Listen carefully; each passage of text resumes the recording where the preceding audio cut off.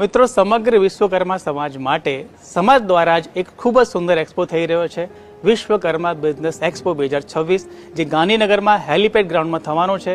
ખૂબ જ મોટો પહેલી વખત આયોજન થઈ રહ્યું છે. આપણે વિગતવાર બધું જ જાણીએ. અમને એવો વિચાર આવ્યો કે વિશ્વકર્મા સમાજમાં ઘણા બધા કારીગરો છે, કુશળતા છે, સર્જનાત્મક શક્તિ છે, કંઈક નવું નિર્માણ કરી રહ્યા છે, પણ એકબીજાના પરિચયમાં નથી.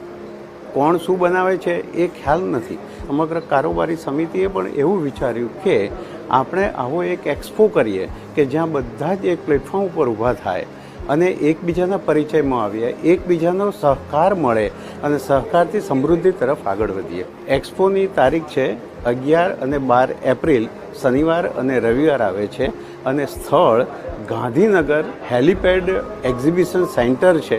આમાં મેઇનલી અમે એન્જિનિયરિંગવાળા છે, કેટલાક વુડન આર્ટવાળા બી છે, કેટલાક કન્સ્ટ્રક્શન્સ કંપનીવાળા છે અને આઈટી, ચાર્ટર્ડ એકાઉન્ટન્ટ, ફિનાન્શિયલ્સ, બેન્કો એ પણ છે. આ એક્સપોમાં પ્રવેશ નિઃશુલ્ક છે.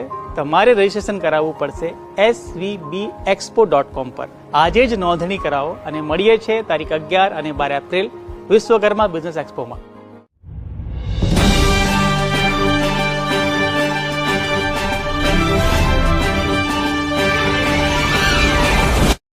મિત્રો, સમગ્ર વિશ્વકર્મા સમાજ માટે સમાજ દ્વારા જ એક ખૂબ જ સુંદર એક્સપો થઈ રહ્યો છે. વિશ્વકર્મા બિઝનેસ એક્સપો 2026 જે ગાંધીનગરમાં હેલિપેડ ગ્રાઉન્ડમાં થવાનો છે. ખૂબ જ મોટો પહેલી વખત આયોજન થઈ રહ્યું છે. આપણે વિગતવાર બધું જ જાણીએ. અમને એવો વિચાર આવ્યો કે વિશ્વકર્મા સમાજમાં ઘણા બધા કારીગરો છે, કુશળતા છે, સર્જનાત્મક શક્તિ છે, કંઈક નવું નિર્માણ કરી રહ્યા છે, પણ એકબીજાના પરિચયમાં નથી. કોણ શું બનાવે છે એ ખ્યાલ નથી. સમગ્ર કારોબારી સમિતિએ પણ એવું વિચાર્યું કે આપણે આવો એક એક્સપો કરીએ કે જ્યાં બધા જ એક પ્લેટફોર્મ ઉપર ઊભા થાય અને એકબીજાના પરિચયમાં આવીએ, એકબીજાનો સહકાર મળે અને સહકારથી સમૃદ્ધિ તરફ આગળ વધીએ. એક્સપોની તારીખ છે 11 અને 12 એપ્રિલ, શનિવાર અને રવિવાર આવે છે અને સ્થળ ગાંધીનગર હેલિપેડ એક્ઝિબિશન સેન્ટર છે.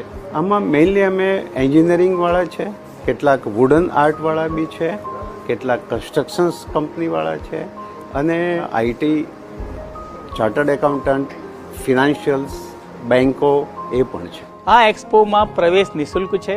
તમારે રજીસ્ટ્રેશન કરાવવું પડશે svbexpo.com પર. આજે જ નોંધણી કરાવો અને મળીએ છીએ તારીખ 11 અને 12 એપ્રિલ વિશ્વકર્મા બિઝનેસ એક્સપોમાં.